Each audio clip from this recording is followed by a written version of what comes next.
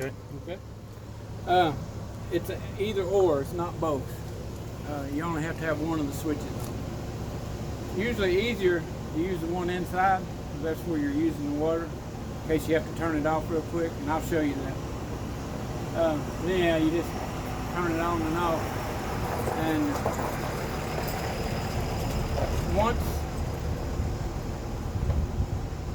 once you're hooked back up to water and got this valve back over to city water, then you don't have to use the pump. But that's if you're hooked to water. Okay. We talked about that. We got this darn thing on. This is just storage. Not a lot, but you'll use in the RV. You'll use all the storage you can get. It's a 751 feet. And you got two of them on your list.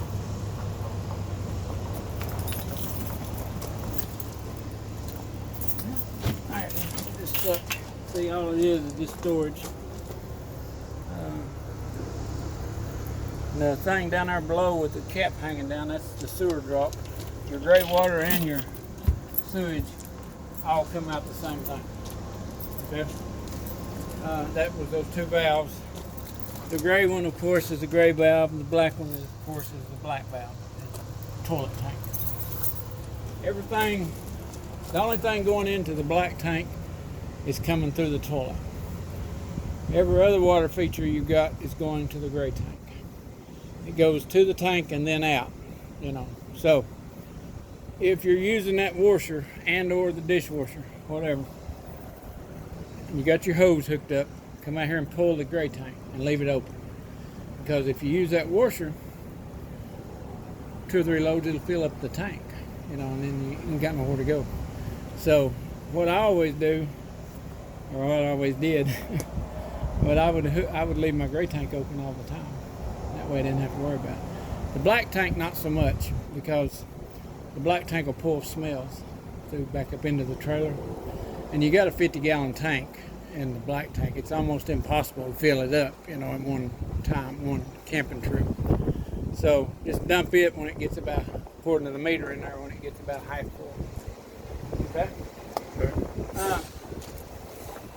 These little black things on the side of the trailer, they help pull that rubber out and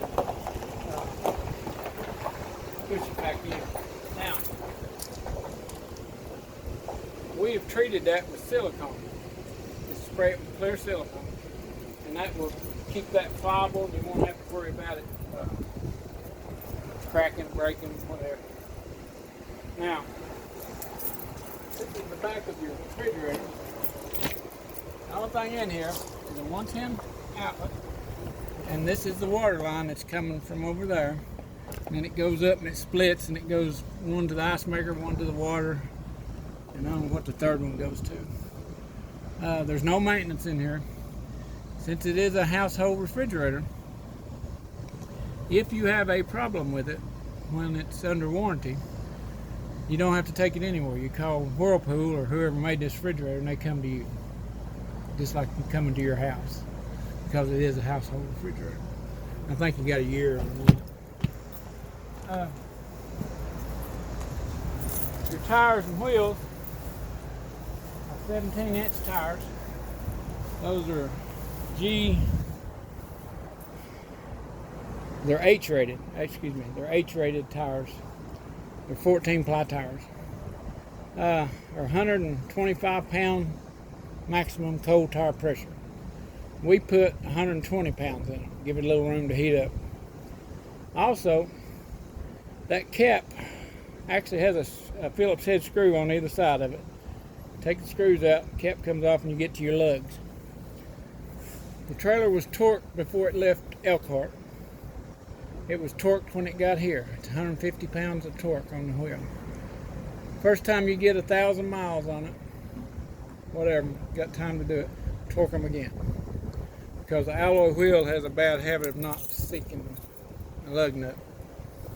If you don't have a torque wrench, just take a lug wrench and go around. Okay? This is your where your cord goes. And the cord, see, will retract or push out. Or you can hit that twice and pull it out. Of course, you have to have it to retract it, but to pull it out, I would just release it and pull it out by hand. When you're taking it up, you got to keep it in line, because if you ball it up in the center, it'll stop on you. So just hold it with your hand, you know, and just guide it. And then when you get somewhere, you can actually close this door around this thing. See, it's got a little latch on it. I'll leave it up right there. It's got a little lock under there. And then of course this locks, and then it uses a 751 key. All right, question? No, I'm good. All right. Ladder. Up to 350 pounds. You can get up on the top of the trailer. You can walk all over it. Do that a couple times a year. Make sure all your seals are good. When I'm talking about seals, is around the caps, around the bless you, around the vent, and what that is sealed with is called dichlor lap sealant. It goes on with a caulk gun, and it's a real thick caulk that never gets hard. It stays pliable.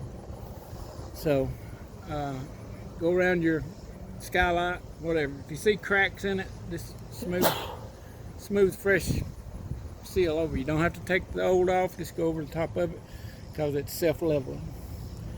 At least a couple times a year, check it. Especially if you're out amongst a bunch of trees or something. You know, it might swoop down and hit this thing. But anyhow, just check it a couple times a year. Class 4 hitch, 3,000 pounds towing, 300 pounds dead weight. Biggest thing people do with this is a bike rack. You know, some people put a tray on it, maybe carry some extra stuff if they don't have room. Only certain states will let you double pull. Let's say you wanted to pull a boat or something, you know. Make sure your state will allow you to double pull. No. All right.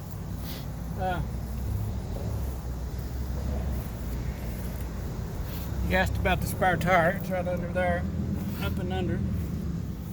You're gonna have to take your license plate off, and there's a hole right here, and there's a tool in there, and you go in there and crank it down like on a truck. But you're gonna have to take the damn license plate off. And the tool is where? It's in the compartment up front. I'll show it to you. It's just a crank. Some more storage, of course.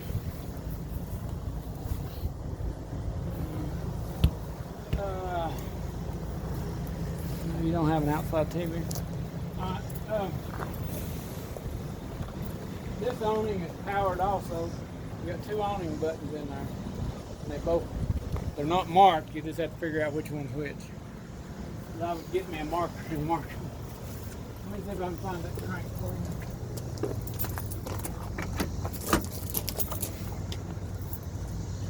Yeah. It's this thing right here. It just goes in a hole there, and then you crank it around. This is the startup kit we give you. This is the chemical I was telling you about. This is a pressure reducer. Anytime you hook water to this trailer, you want this at your water source, because it won't let more than 55 to 60 pounds of pressure. Campgrounds don't regulate their water. You're liable to go to one that has 40 pounds of pressure, and you're liable to go to the next one and have 140 pounds of pressure.